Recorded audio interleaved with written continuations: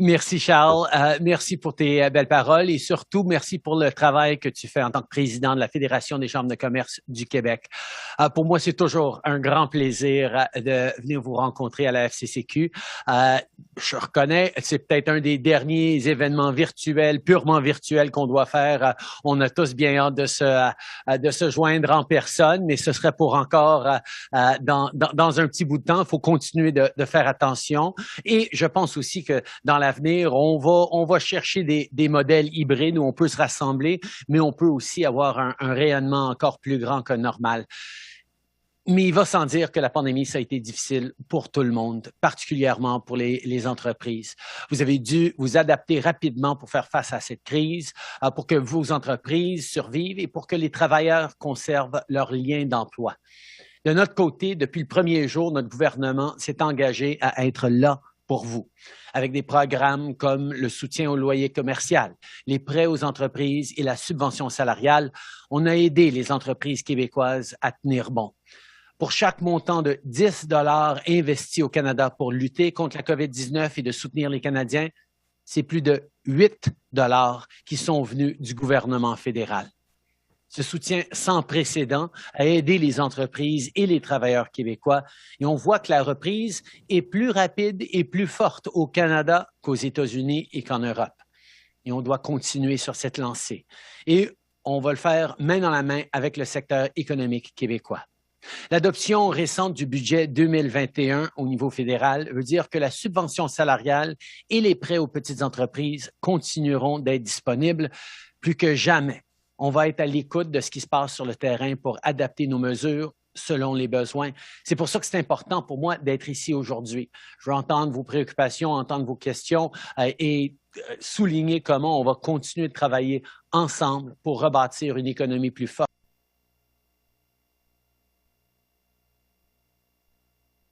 et plus résiliente pour les entreprises et pour les travailleurs. Encore une fois, merci à tous. J'ai très hâte de discuter avec toi, Charles, et aussi avec tous les membres de la FCCQ qui se joignent à nous.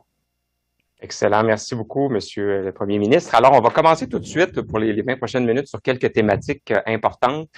Des thématiques que j'ai choisies avec mon équipe pour deux raisons. Premièrement, c'est des préoccupations des membres, mais aussi, c'est des illustrations un peu, je pense, j'ai envie de dire, le nouveau rôle du gouvernement fédéral qui est vraiment devenu un gouvernement de proximité, qui s'implique de plus en plus dans le quotidien des Canadiens, qui est beaucoup plus près de la réalité du quotidien, finalement, des Canadiens et des Québécois. Alors, ma première thématique, c'est un peu le Canada dans le monde et le monde dans le Canada. Parce que, vous le savez, le Canada aura 154 ans dans 2 jours. Ça demeure un joueur clé important, je pense, que sur l'échiquier mondial. Évidemment, votre présence en Grande-Bretagne il y a 2 semaines au G7 en est la preuve la plus éclatante. Alors, j'ai envie de vous demander qu'est-ce qu'on retient, premièrement, du dernier G7 en Angleterre et surtout, évidemment, selon vous, à quel moment on pourra facilement recommencer à être des citoyens du monde, justement, à voyager, à recevoir le monde chez nous. Vous savez que c'est la principale demande de la communauté d'affaires, des secteurs aériens, le secteur touristique. J'entendais même Denis Coderre ce matin plaider pour une réouverture de la frontière canado-américaine. Alors, comment vous pouvez nous encourager de ce côté-là? Merci beaucoup, Charles. Tout d'abord, par rapport au G7 à cette rencontre, c'était hyper important et remarquable à cause de l'unité, à cause de l'alignement qu'on ressent entre les grandes économies. Évidemment, il faut reconnaître, c'était le retour des États-Unis dans la communauté du G7, la communauté multilatérale, la communauté scientifique, la communauté de lutte contre les changements climatiques, mais c'est pas nécessairement un point de départ parce que ce qu'on a vu, c'est que le travail que le Canada a fait pour représenter un peu l'Amérique du Nord dans ces enjeux-là depuis bien des années, malgré le manque de leadership de l'ancienne administration américaine, ça a bâti pas seulement des ponts, mais du momentum qui s'est poursuit et s'est accéléré lors de notre rencontre la semaine passée. Alors, sur la crise sanitaire, sur les vaccins, sur l'engagement multilatéral dans le monde, de tenir bon contre les États autoritaires comme la Chine, la Russie et d'autres qui commencent à devenir un peu plus problématiques depuis quelques années, que ce soit au niveau de la lutte contre les changements climatiques ou bien d'un système de commerce international sociale qui bénéficie à tout le monde et pas juste aux mieux nantis. C'est tous des enjeux sur lesquels le Canada travaille depuis 5-6 ans de façon acharnée et ce qu'on a vu, c'est vraiment un alignement massif, pas seulement au G7, mais par la suite dans mes rencontres et à l'OTAN et ensuite avec la rencontre avec la Commission européenne. Il y a beaucoup de travail à faire dans le monde, mais les gens voient très bien que le Canada est aligné et est au cœur de ces efforts multilatéraux qu'on est en train d'avoir. Par rapport au monde, venir au Canada, on reconnaît l'impatience de tout le monde. Moi, ça fait 2 semaines que je suis en quarantaine. C'est ce matin que je sors tout simplement suite à mon voyage en Europe. Alors, je comprends à quel point les gens veulent qu'on remette ça de façon à pouvoir voyager, pouvoir sortir comme il faut, de pouvoir accueillir des touristes, particulièrement des États-Unis. Mais en même temps, il faut se rappeler qu'on n'en a pas fini avec la COVID. Le Canada est en train de réussir extraordinairement bien avec la vaccination, avec même la double vaccination. On est en tête de liste de la planète quasiment. Tous les pays du G7 sont en dessous de nous. Et c'est à cause des Canadiens eux-mêmes, des gens, des Québécois, des Canadiens qui décident, qui choisissent de se faire vacciner, qu'on est dans une si bonne situation. Mais c'est pas fini encore. Juste parce que quelqu'un a une double vaccination, ça veut pas dire qu'ils peuvent pas transmettre quand même la COVID-19 à quelqu'un qui l'a pas. Alors, je sais que oui, les gens veulent rouvrir, mais ils veulent encore moins être obligés de refermer ou de ramener des restrictions dans quelques semaines. Alors, on y va de façon graduelle.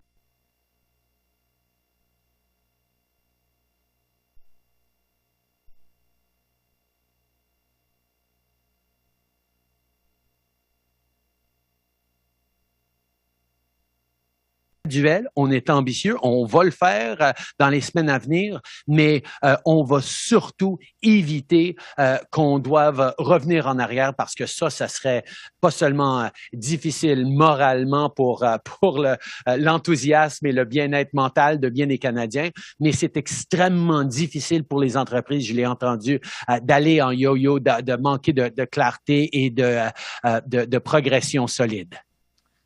Merci. D'ailleurs, dans les apprentissages, je pense qu'on a dû faire, c'est que de refermer complètement dans une autre éventualité, une autre pandémie, complètement les restaurants, c'est vraiment pas une solution qui est facile au niveau des chaînes d'approvisionnement, entre autres. Alors, je pense que de toujours garder un petit filet d'eau ouvert, si jamais ça devait nous revenir sur la tête, là, ça serait très important. Je pense que aussi les mesures qui ont déjà été annoncées par votre gouvernement à partir du 6 juillet, donc de réduire la quarantaine, évidemment, ça a été salué et c'est nécessairement un pas dans la bonne direction. Je vous amène, je reste un peu dans le dossier de la COVID pour vous amener sur le dossier des santé et sciences de la vie. J'ai moi-même un passé professionnel dans ce secteur-là, un secteur que je connais bien, qui est de juridiction provinciale, mais on se rend compte qu'il y a beaucoup de dossiers qui sont de nature fédérale et je pense que les Canadiens s'en sont rendus compte durant la pandémie et ne le savaient peut-être pas, entre autres sur la question de la valorisation de toute la grappe des sciences de la vie, le secteur pharmaceutique, la fixation des prix des médicaments. Et je pense que si on peut faire une leçon peut-être de la pandémie, c'est quand au début, les Canadiens ont eu peur un peu pour leur souveraineté médicale et pharmaceutique, étant donné le manque de masques, étant donné, tout ce qu'on pouvait pas vraiment prévoir. Et je pense que là, l'occasion est belle de revaloriser cette industrie-là le plus possible. C'est une industrie de savoir, c'est des excellents jobs, souvent très payantes, ce sont des leaders en innovation. Alors, est-ce que votre gouvernement compte envoyer les bons signaux au secteur de santé et sciences de la vie en matière d'achat local, entre autres, mais aussi en matière de protection de la recherche et d'innovation au Canada?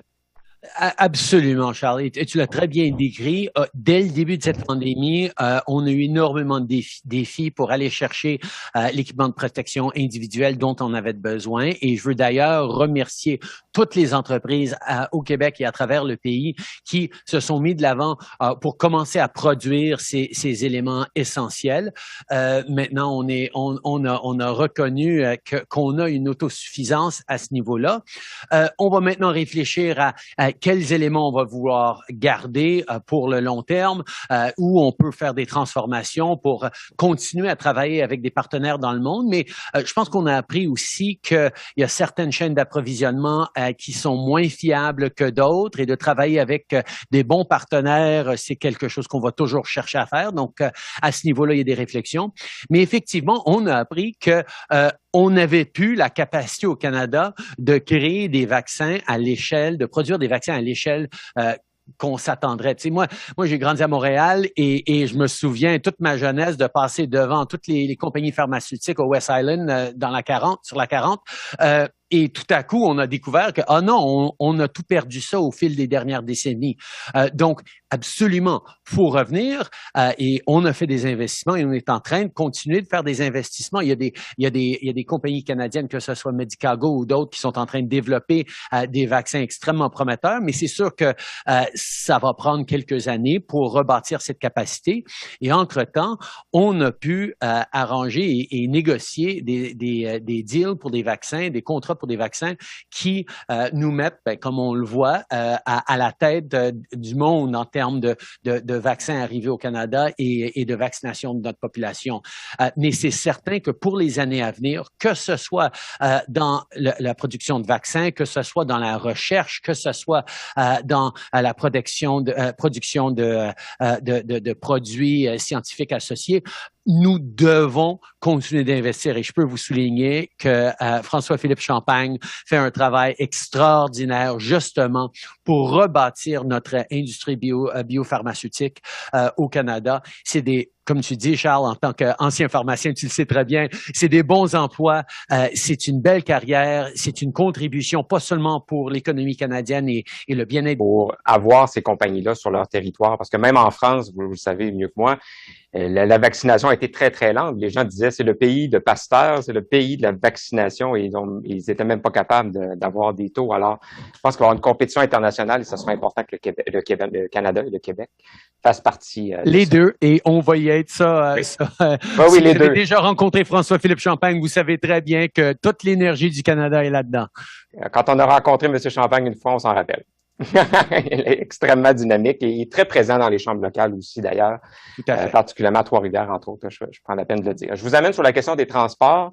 Quand on est le deuxième plus grand pays au monde, ça prend des transports. Alors, évidemment, en ce moment, il y a plusieurs projets structurants de transport au Canada.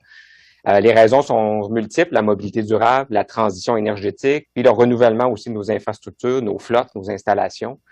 Alors moi, j'aimerais rapidement vous entendre sur deux dossiers, un dossier terrestre et un dossier maritime. Alors c'est ma question surf and turf, si vous voulez. Premièrement, au niveau du TGF, vous savez évidemment que Via Rail parle de ce projet-là depuis longtemps. Nous, c'est le projet, en anglais on dit quintessential. C'est le projet parfait pour nous parce que pour des raisons économiques, des raisons écologiques, des raisons touristiques et des raisons patriotiques, ce projet-là devrait, selon nous, voir le jour encore plus rapidement. Et je sais que vous avez prévu près d'1 demi-milliard pour les 5 prochaines années, mais vous savez comme moi que ça représente probablement 8 à 10% du coût total du projet. Alors, ma question, c'est est-ce que la prochaine élection, qu'importe quand elle sera la dernière où on parlera du projet de TGF et on sera vraiment en train de construire le TGF? Et mon deuxième point sur le chantier Lévis, je ne vous parlerai pas de l'importance pour la région de Québec du chantier Lévis, des milliers de fournisseurs. Je sais que les signaux sont positifs, que l'analyse est en cours, mais est-ce que vous croyez que cette fois-ci, c'est la bonne pour le chantier Lévis et Québec de faire partie de la stratégie maritime navale canadienne?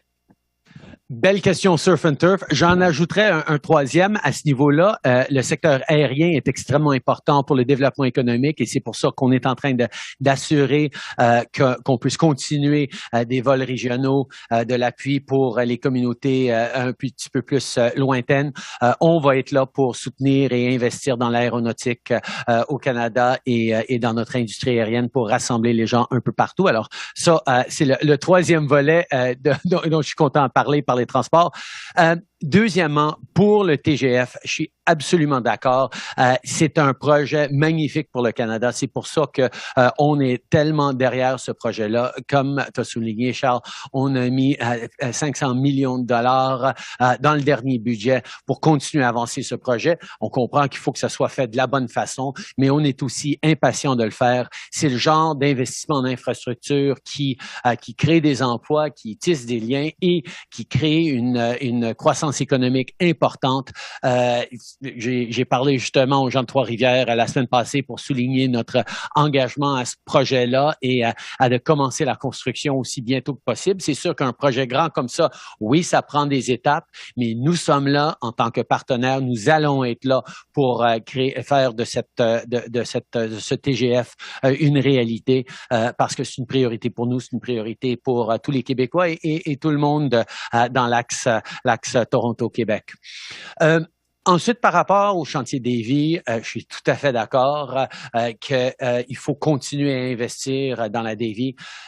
Si on se souvient un petit peu, il y a bien des années, quand le gouvernement conservateur a choisi une stratégie navale, ils ont exclu la Davie. Il y avait un chantier à Halifax, il y avait un chantier à Vancouver, mais ils n'ont pas choisi la Davie pour faire partie de cette stratégie navale. Nous, on a continué d'investir dans cette stratégie navale et on a reconnu l'année passée la nécessité d'avoir un troisième chantier pour cette stratégie de chantier naval. Et je peux souligner qu'on s'attend très rapidement à ce que la Davie soumette sa demande formelle pour être ce troisième chantier. Et d'ailleurs, on est extrêmement enclin à pouvoir regarder ce dossier et à passer rapidement parce qu'on a vu au fil des années, que ce soit l'Astérix, que ce soit d'autres contrats qu'on a accordés pour le traversier Jean-Lapierre, par exemple, aux îles de la Madeleine, les travailleurs de la Davie font un travail exceptionnel et on veut vraiment qu'il soit un chantier extrêmement réussi, pas juste pour les années à venir, mais pour les décennies à venir, parce que le Canada est le pays avec le plus grand littoral de la planète. On a besoin d'avoir des capacités en termes de construction navale et la Davie va faire partie de cette vision de l'avenir, je l'espère. Excellent, merci. C'est très, très rassurant d'entendre ça sur les deux fronts. Merci de souligner aussi le transport aérien régional. Là, par souci de temps, je ne peux pas parler de tout, mais effectivement, c'est un sujet qui est très important. Je pense à Bécomo, à Gaspé, entre autres. Et c'est pas seulement le transport, c'est les aéroports aussi. Hein. Puis je sais que vous avez annoncé des sommes, là, l'aéroport de Montréal, Québec, Saint-Hubert qui poussent bien aussi, qui sont des joueurs très, très importants au Québec. Il faut parler de Trois-Rivières et Sherbrooke aussi. Il y a des dossiers sur lesquels on est en train de travailler. Là, vous allez faire plaisir aux gens de Trois-Rivières et Sherbrooke. C'est même pas moi qui l'a dit, c'est vous. Parfait. J'ai bien écouté mes amis de Trois-Rivières et de Sherbrooke. Je vous amène à un autre thème, la question du travail, de la main-d'œuvre. Donc, à la Fédération, c'est un peu une seconde peau pour nous là, de se préoccuper des mouvements dans le marché du travail. C'est beaucoup un dossier provincial qu'on suit. Mais au niveau fédéral, notre principale préoccupation, je vous dirais, c'est la question de l'assurance-emploi. Vous savez que l'assurance-emploi fait face à un déficit actuariel important. On approche de la date de la fin du gel des cotisations. Alors, il y a des employeurs qui ont peur qu'il y ait une augmentation pour combler ce déficit-là.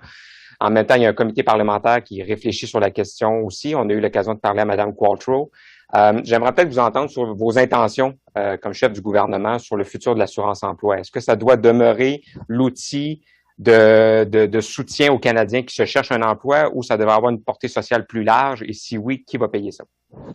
Je pense que ce qu'on a vu dans cette pandémie en particulier, c'est que on a vraiment un système qui a besoin de bien fonctionner pour tout le monde. C'est sûr que dans les premiers mois de la pandémie, c'était une situation particulièrement difficile et unique où il fallait directement payer les gens pour rester chez eux.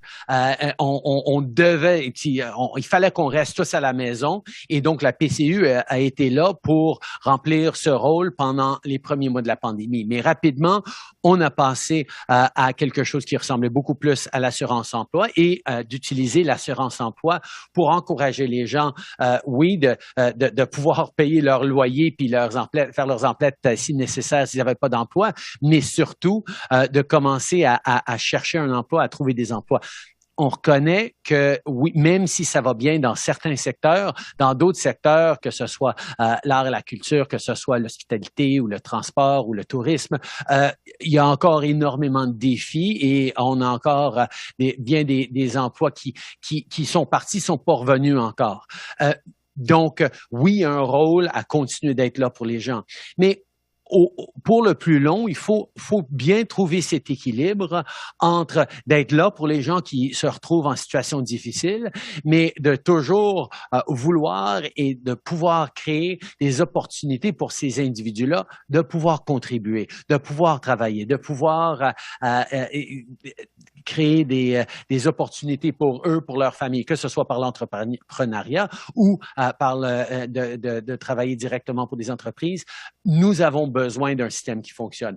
Je pense qu'on a tous reconnu que dans cette pandémie, on a vu qu'il y avait des trous dans les différents systèmes, il y avait des lacunes que ce soit dans nos soins pour les aînés ou d'autres choses.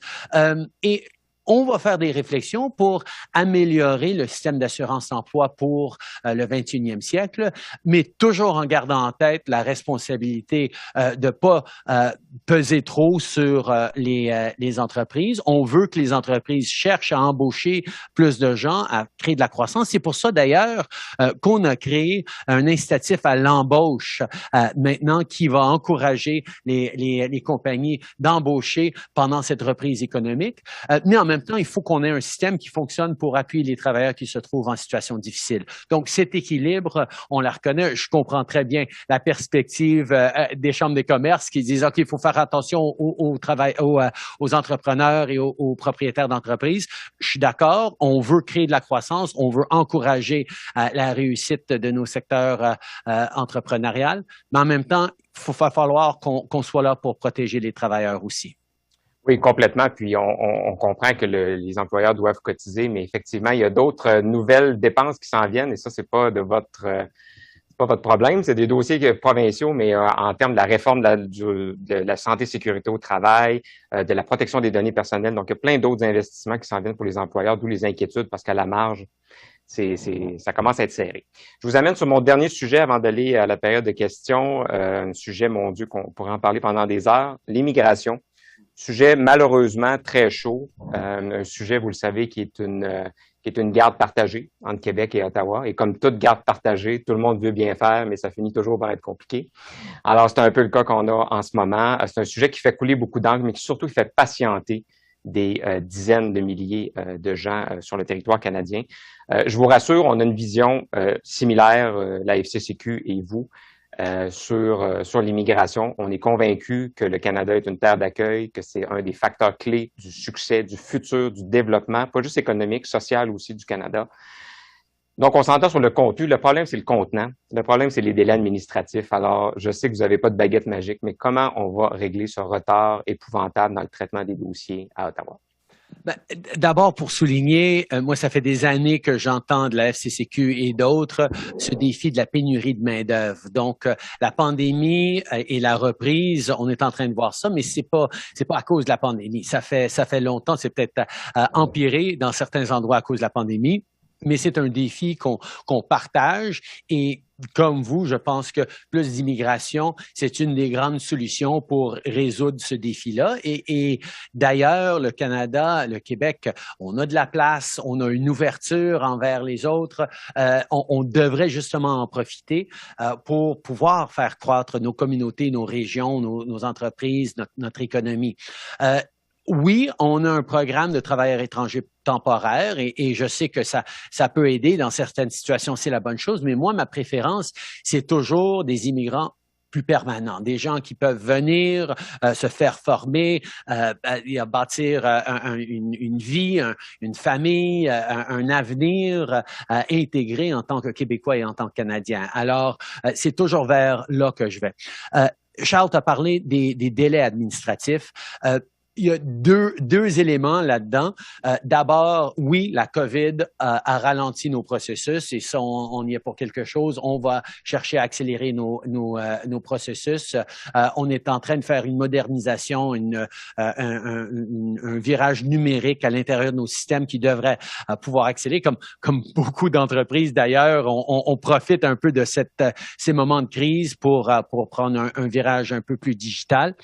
Mais l'autre défi, c'est que il faut qu'on s'aligne un petit peu mieux avec Québec.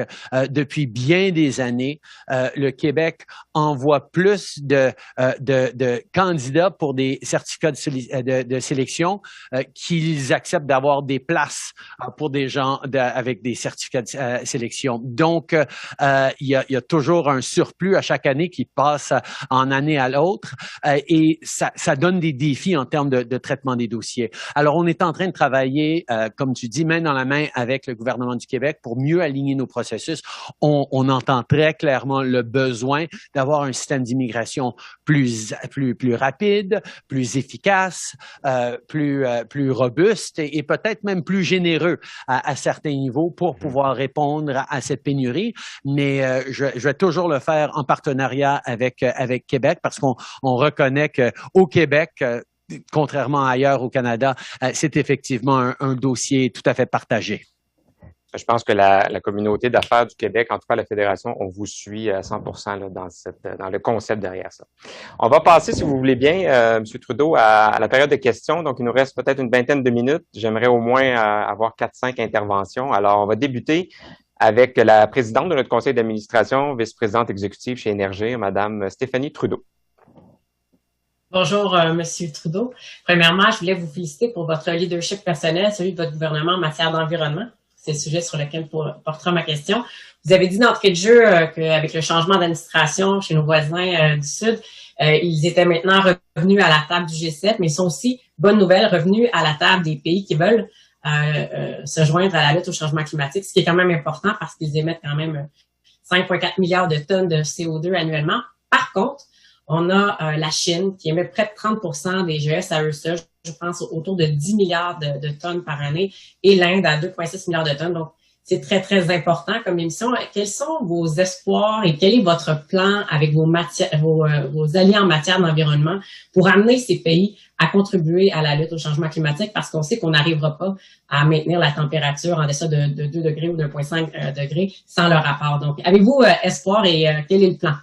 Ben, d'abord, le plan, et j'en ai beaucoup parlé avec des collègues et des amis lors de ma visite en Europe, c'est d'assurer que tout le monde comprenne que de mettre un prix sur la pollution, comme on a partout au Canada, c'est une des meilleures façons de donner des signaux clairs pour les innovateurs, pour les entreprises, pour les investisseurs, qu'on est en train de prendre ça au sérieux.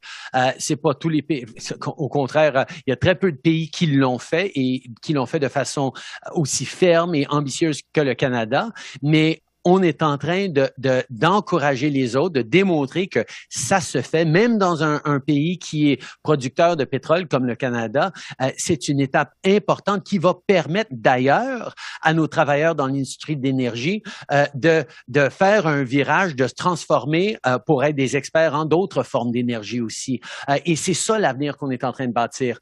C'est sûr que les Américains, ça donne un souffle positif, mais ça me rappelle aussi un petit peu comment on a été en 2015 au Canada quand on est allé à Paris en décembre 2015 pour dire Canada is back, pour dire que on a un gouvernement fédéral qui prend au sérieux les changements climatiques. Et depuis 5 ans, on a fait des investissements énormes pour lutter contre les changements climatiques, pour amener un prix sur la pollution, pour appuyer nos entreprises, pour amener de la nouvelle réglementation, pour faire des investissements à travers la planète. C'est bien le fun que les États-Unis soient de retour, mais ça va maintenant prendre beaucoup de travail pour eux de se rattraper à la place où se trouve le Canada et d'autres pays.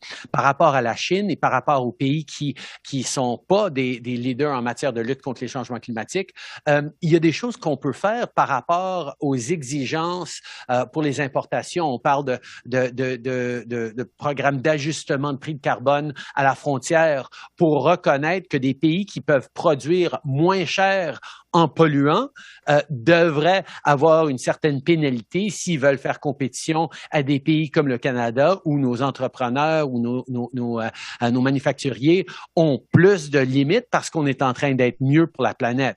Et cette idée de travailler avec nos partenaires à travers le monde pour établir un système qui reconnaît qu'on devrait tous faire attention dans nos processus de protéger la planète des émissions, c'est la façon qu'on est en train de faire. Donc, on va continuer à travailler là-dessus, mais on comprend pour rester compétitif dans le monde, nos producteurs canadiens doivent pas être trop pénalisés par notre leadership.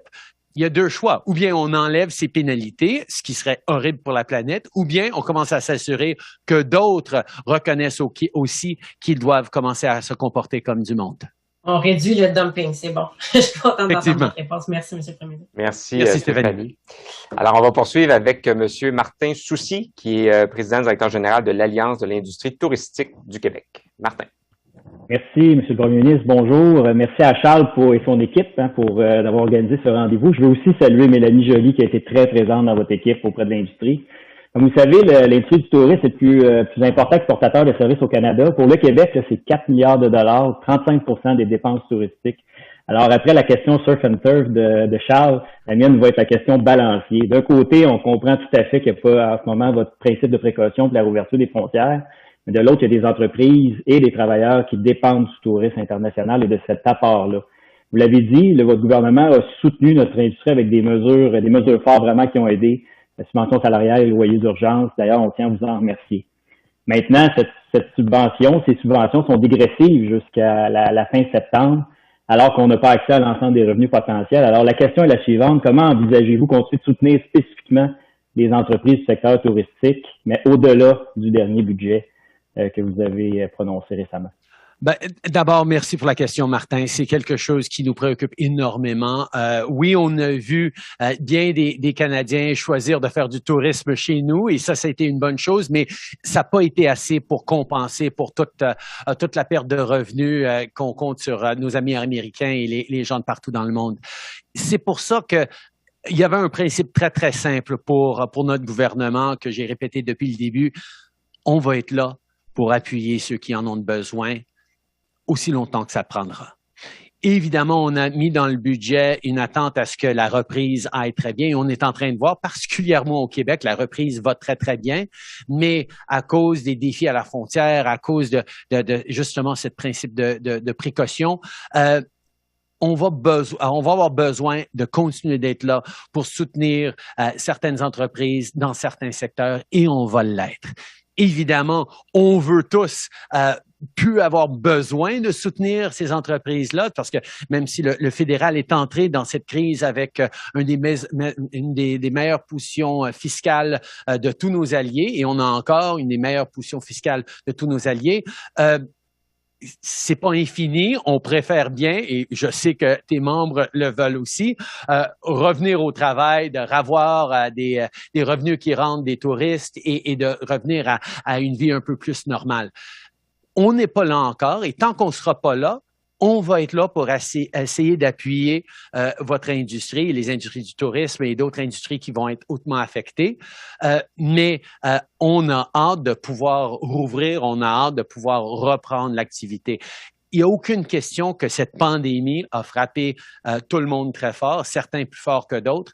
Notre rôle en tant que gouvernement fédéral, comme Charles a dit, de gouvernement assez de proximité maintenant pendant cette crise, c'est justement d'être là. Et que ce soit Mélanie Joly qui a été là pour entendre les préoccupations de l'industrie du tourisme et d'être là pour le développement économique régional, que ce soit Mme Freeland qui l'a fait, que ce soit Diane Leboutillier qui a livré les chèques de PCU et l'appui aux entreprises, que ce soit François Philippe qui est tout le temps en train de pousser sur l'innovation, que ce soit Pablo Rodriguez qui est là pour répondre aux besoins et aux préoccupations des gens au Québec, que ce soit n'importe quel de nos députés à travers le Québec, à travers le pays. On est là pour écouter et pour aider parce que c'est une crise qui n'est pas de votre faute, mais qui tombe plus fort sur certains que d'autres. Et donc, on va être là pour assurer de vous épauler pendant aussi longtemps que ça durera. Merci, c'est une bonne nouvelle. Merci, Martin. Je profite de l'occasion pour saluer le travail de l'Alliance. Vous avez été très présent pendant la crise et beaucoup de gens ont pu bénéficier de vos prises de position. Alors, merci, merci Martin et bon été à toi. On s'en va, Monsieur le Premier ministre, en Beauce avec la directrice générale de la Chambre de commerce Nouvelle-Beauce, la souriante Nancy Labbé. Bonjour Charles et bonjour Monsieur le Premier ministre. Merci d'être là avec nous aujourd'hui. Bien, comme vous le savez, vous êtes déjà venu en Beauce, alors vous savez que la Beauce est remplie d'entreprises de tous les domaines, très dynamiques et particulièrement aussi beaucoup d'entreprises industrielles, manufacturières. Puis, vous en avez parlé aussi tout à l'heure, la pandémie n'a vraiment pas diminué la pénurie de main-d'œuvre, un problème qui touche toutes nos entreprises, tous domaines confondus. En Chaudière-Appalaches, le taux de chômage est de 3,8 et ces données-là datent du mois de mai 2021. Alors, à ce taux de chômage-là, c'est sûr que tout le monde travaille. Et moi, j'ai un exemple concret à vous apporter d'une de nos entreprises. Structure RBR, groupe RBR, une belle entreprise manufacturière du domaine de la construction, 175 employés. Ils ont 3 usines. À chaque année, ils font venir des travailleurs temporaires étrangers. Et là, le problème qu'ils ont, eux particulièrement, il est avec le Mexique. Sans trop savoir pourquoi cette année, il y a plusieurs de leurs dossiers qui n'ont soit pas été traités, ils n'ont pas reçu encore leur visa ou il y a des délais incroyables. Et là, je parle pas du domaine agricole, je parle vraiment de leur demande de visa pour le domaine industriel. Alors, ma première question est, pouvez-vous expliquer un peu qu'est-ce qui peut amener le Mexique à avoir tout d'un coup des délais comme ça? Puis, je sais tout à l'heure, je vous entendais parler, vous me parliez que vous aviez peut-être une petite préférence pour les travailleurs permanents et je vous comprends.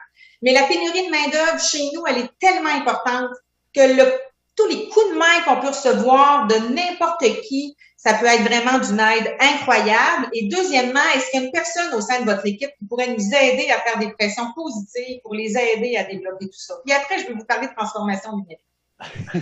Ben, tout d'abord, Nancy, je te comprends entièrement et je veux dire que quand je parle de une préférence pour des résidents permanents plutôt que des travailleurs temporaires, je reconnais que ça, c'est une solution plus moyen terme. Là. Oui, on devrait bouger vers ça, mais pour l'instant, particulièrement cette année, on a encore énormément besoin de travailleurs temporaires tant dans la manufacturier que dans l'agricole, surtout si on parle de taux de chômage de 6,4% au Québec et de 3,4% en Beauce, c'est clair. Oui, il y a des défis liés à la pandémie, liés aux déplacements internationaux.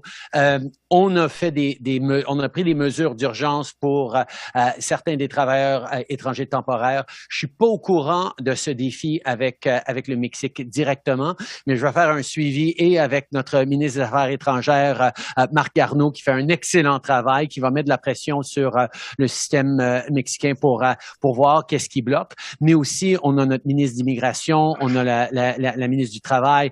Il y a énormément de gens qui sont en train de travailler là-dessus parce qu'on veut que cette reprise soit la plus rapide possible. Ça serait plate de ralentir la reprise de COVID parce que on n'a pas assez de travailleurs pour répondre à la demande et au potentiel qu'on a. La clé à une sortie de cette pandémie, ça va être de le faire le plus rapidement et le plus inclusif possible. Donc, je vous entends et je partage votre préoccupation de pas devoir se limiter dans sa croissance à cause d'un manque de main-d'œuvre. Et merci pour les sous que vous avez mis en transformation numérique pour nos petits commerçants. Là-dessus, bonne fin de journée. Merci. Merci beaucoup, Nancy. Je vais vous amener à Lac-Saint-Jean, dans la communauté Innu de Macheteuillache, que vous connaissez, avec une entrepreneure qui est très proche de la Fédération, Madame Mélanie Paul. Alors, Mélanie.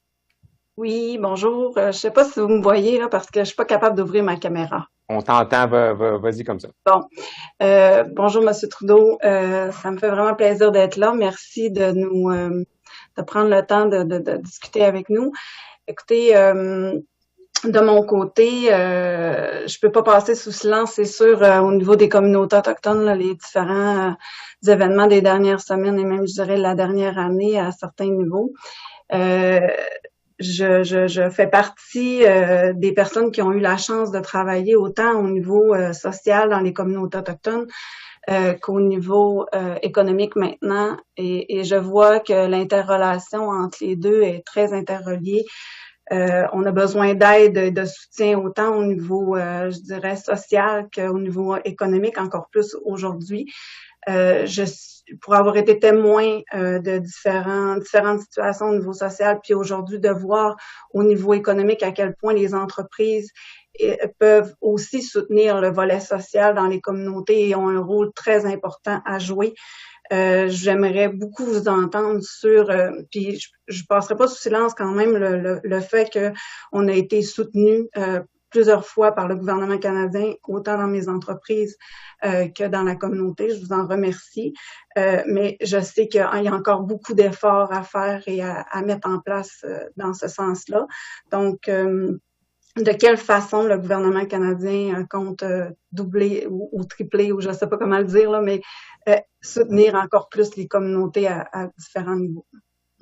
Merci beaucoup, Mélanie. Et c'est quelque chose qui est de plus en plus une priorité pour tous les Canadiens. Vous savez, quand on s'est fait élire pour la première fois en 2015, on avait promis de nouvelles relations positives avec les communautés autochtones à travers le pays. On a fait beaucoup de travail, mais il reste encore énormément à faire. Et ce qu'on est en train de voir depuis quelques semaines avec ces découvertes tragiques, c'est que c'est pas juste une question pour les gouvernements et les communautés autochtones, ça prend l'implication de tous les Canadiens, de non-autochtones, les entreprises, des communautés à travers le pays pour faire partie de ce parcours de réconciliation. Et je veux d'ailleurs souligner la FCCQ qui a émis des recommandations pour comment les entreprises au Québec peuvent faire partie de la solution au niveau de la réconciliation. Et je pense qu'il y avait des très bonnes suggestions par rapport à l'embauche, par rapport à l'investissement, par rapport à la formation. Il faut continuer à ce niveau-là. Mais c'est sûr que les gouvernements ont toujours un grand rôle à jouer. Ça fait des années qu'on fait des investissements pour en finir avec les avis d'ébullition d'eau, qu'on investit dans la protection de la langue, de la culture, la protection des enfants. Mais il reste énormément encore à faire. Et ce que vous soulignez est un élément extrêmement important. Les opportunités économiques aussi, parce que c'est bien beau de bâtir des hôpitaux et des écoles et des routes, mais si on crée pas des emplois, des opportunités d'entrepreneuriat et d'épanouissement économique, le reste, ça s'avance seulement très lentement. Et ce plein partenariat dans la réussite économique du Canada, c'est vers là où il faut aller. Mais il faut reconnaître en même temps que les défis auxquels les communautés font face sont multiples et souvent suivent directement sur les injustices systémiques, la discrimination, les horreurs du passé, si on parle des pensionnats autochtones, qui ont encore des échos et des conséquences actuelles aujourd'hui et demain, pas juste dans l'histoire du pays il y a 100 ans. Donc, cette réflexion que nous devons avoir, particulièrement à quelques jours de la Fête du Canada, c'est comment est-ce qu'on peut avoir d'ailleurs du respect, même quand on marque la Fête du Canada, respecter la tristesse, le deuil, les défis que vivent encore énormément de gens à qui ça ne tente pas de célébrer la Fête du Canada, mais aussi s'engager, se commettre à faire partie de la solution. Comment en tant qu'entreprise, comment en tant que gouvernement, on peut encore plus faire pour faire partie de la solution, pas pour faire durer des injustices et de tourner le dos à ces défis-là, mais de comprendre que c'est à tous et chacun d'entre nous de faire partie de cette réflexion. Et ça ne veut pas dire qu'on ne peut pas souligner tout ce qui est extraordinaire dans notre pays dans 2 jours, mais il faut aussi reconnaître qu'une des choses les plus fortes du Canada, c'est jamais qu'on dit « Ah, on est le meilleur », c'est qu'on est en train de dire « Ah, on pourrait être les meilleurs, on est en train de travailler fort pour être encore meilleur ». Et ce désir et cette ambition pour notre pays, pour nos voisins, pour tout le monde qui partage ce territoire, devrait nous animer à vouloir en faire encore plus. Alors, je te remercie énormément, Mélanie, et je peux te souligner que le gouvernement fédéral va continuer d'être là de plus en plus. On a été très généreux et très présents, mais on va l'être encore plus dans les années à venir parce qu'il reste encore beaucoup de travail à faire, mais ça se fait ensemble. Effectivement, juste pour terminer là-dessus, Charles, puis souligner, comme M. Trudeau dit, le mot que j'ai retenu du rapport qui a sorti avec la Fédération, c'est réconcilie-action. Donc maintenant, passons à l'action tous ensemble, je pense, on a besoin de tout le monde pour y arriver, ça c'est sûr. Merci. Merci beaucoup, Mélanie. Puis merci d'avoir mentionné le rapport de M. Trudeau, qu'on a fait d'ailleurs en collaboration avec BMO Groupe Financier. Donc, je salue François Morin là, qui a été au cœur de ce projet-là. Et Monsieur Martin nous a fait l'honneur d'ailleurs d'être avec nous la semaine dernière pour le lancement du rapport avec l'initiative de la famille Martin. Votre équipe nous a laissé encore 3-4 minutes, alors je céderai la parole pour une dernière question éclair à notre président du comité agroalimentaire, Monsieur Sylvain Rassette. Bonjour, Monsieur Trudeau. J'ai aussi le rôle de président de Salade Express dans la belle région du jardin maraîcher de Saint-Rémy, une région que vous connaissez assez bien. Ma famille est de là. Les premiers, les Trudeau, mon arrière-grand-père était cultivateur à Saint-Rémy. D'ailleurs, de mon bureau, j'ai un œil sur votre père. Merci. Donc, on est vraiment très près. Écoutez, je vous remercie particulièrement pour l'aide à la subvention salariale aussi. Ça nous a permis de passer à travers un raz et marée avec la fermeture de la restauration. Par contre, on est un acteur important aussi au niveau du détail. On a investi plus de 12 millions de dollars dans les 3 dernières années. Aujourd'hui, d'ailleurs, c'est un grand jour. Ça fait 6 mois qu'on a reçu une ligne de production et puis on ne pouvait pas l'implanter parce que c'est des spécialistes qui ont besoin de faire ça. Donc, c'est des Italiens qui sont rentrés ce matin avec la permission du gouvernement pour des travailleurs essentiels.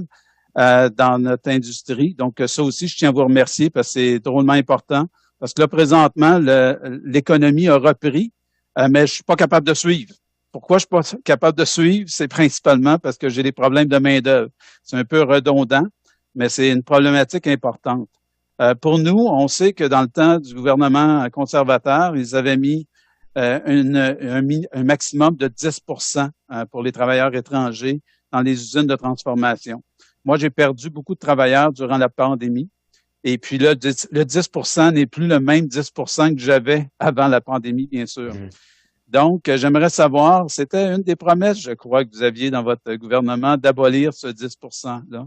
J'aimerais savoir où est-ce que vous en êtes en termes de réflexion, parce que la main-d'œuvre, malheureusement, c'est un sujet qu'on ne veut pas entendre, mais qu'on doit faire face à tous les jours. Et puis, merci de votre réponse. Ben non, merci beaucoup Sylvain d'avoir souligné cette problématique parce que j'aurais été surpris et même un peu déçu si on revenait pas régulièrement à cette pénurie de main-d'œuvre auquel on fait face particulièrement au Québec. Et c'est un défi parce que ça va bien, parce qu'on est en pleine reprise, en pleine croissance économique, et ce depuis plusieurs années, il va falloir qu'on ajuste notre façon de faire. Et oui, faire venir des travailleurs étrangers temporaires maintenant à cause de la pandémie, il y a des défis associés à ça et c'est un processus un peu plus compliqué qu'on voudrait que ce soit, mais faut s'assurer qu'on soit en train de protéger les Canadiens contre une nouvelle éclosion de cette pandémie. Mais en même temps, je comprends à quel point la saison estivale, la saison de production est essentielle et nous avons besoin de travailler là-dessus. Alors, je peux vous assurer que le message est très, très clairement passé et à mon ministre d'immigration qui pousse là-dessus depuis longtemps d'ailleurs pour pouvoir faire venir plus de gens. Nos ministres de travail et de formation qui sont là pour aider à ce niveau-là. On va continuer. Je vais regarder ce qui se passe exactement avec ce 10% parce qu'effectivement, c'est un défi mathématique. Là. Si vous avez moins d'employés réguliers, le seuil va baisser pour les travailleurs temporaires, ce qui est le contraire de ce que vous avez besoin. C'est juste que je veux pas qu'on finisse dans le long terme et ça fait déjà très longtemps qu'on utilise les travailleurs temporaires comme solution permanente. Et je pense qu'on peut se comprendre que, et même pour vous, de devoir former de nouvelles personnes à toutes les 2-3 ans parce qu'il faut faire un cycle, c'est pas idéal. Et on a de la place au Canada. On peut accueillir plus de gens, surtout si on a des emplois, surtout si on en a besoin pour créer de la richesse et des opportunités pour tout le monde, particulièrement en région. Donc, je suis très, très ouvert, comme vous le savez très bien, à l'immigration. Et d'ailleurs, je reconnais que c'est une vraie force pour le Canada, dans un monde où, depuis quelques années, on voit les gens plus réticents par rapport à l'immigration, que les Canadiens soient encore ouverts et engagés. Mais on est positif par rapport à l'immigration parce que les gens savent qu'on a un système rigoureux et robuste et juste qui permet à ce que ça se passe comme il faut. Mais faut accélérer nos processus et on va travailler main dans la main avec le gouvernement du Québec pour répondre à ces défis au niveau de l'immigration et temporaire dans le plus court terme, mais aussi de bouger vers une immigration permanente pour permettre justement à un plein épanouissement économique des entreprises comme les vôtres. Merci de votre réponse, M. Trudeau, et bon suivi pour le 10%. Merci. Merci beaucoup, Sylvain. Écoutez, on a déjà dépassé notre temps, donc avant de vous laisser le mot de la fin, Monsieur le Premier ministre, je vous remercie vraiment. Ça a été, en tout cas pour ma part, très agréable de passer ce temps avec vous. Je pense qu'on a couvert assez large dans les sujets. Je suis très complémentaire. Je suis très heureux des questions de mes collègues. Alors, je vous remercie. Je vous souhaite un bon été. Je vous souhaite de vous reposer un peu parce que je ne sais pas si vous le savez, mais on annonce un automne politique chargé. Alors, c'est un peu vous qui êtes au centre de tout ça, mais je vous souhaite un bon repos et je vous cède le mot de la fin. Quel que soit de quoi a l'air l'automne, là, il faut se comprendre que on est dans un moment de rebâtir notre économie, de rouvrir et de vouloir corriger les erreurs qu'on a vues, les lacunes qu'on a dans nos systèmes qui ont été exposés par cette pandémie, mais en même temps qu'on veut s'adresser et veut vraiment trouver les opportunités dans les grands défis auxquels on fait face, comme les changements climatiques, comme bien d'autres défis sur le commerce international. Donc, quelles que soient les circonstances politiques des prochains 6 mois, il va y avoir beaucoup de travail à faire pour rassembler les gens et pour aller de l'avant avec ambition et optimisme. Mais je veux vraiment prendre encore un moment pour remercier et féliciter les employeurs, les chambres de commerce et aussi les travailleurs partout au Québec et au pays qui ont si bien su travailler pour passer à travers cette pandémie. Ça a été vraiment un moment où on s'est rassemblés. On a vraiment vu à quel point l'entraide et le partenariat est au cœur de la réussite de notre économie et de nos communautés. On a vu ailleurs dans le monde qu'est-ce qui se passait quand il y avait une polémique politique qui s'infiltrait dans les débats sur la réponse à la pandémie. On a pu avoir un gouvernement fédéral, comme vous avez souligné, qui a été là pour aider les gens à proximité, mais en travaillant main dans la main avec les premiers ministres des provinces. Ça a été vraiment important, mais ça a été tout à fait à l'image des Québécois, des Canadiens.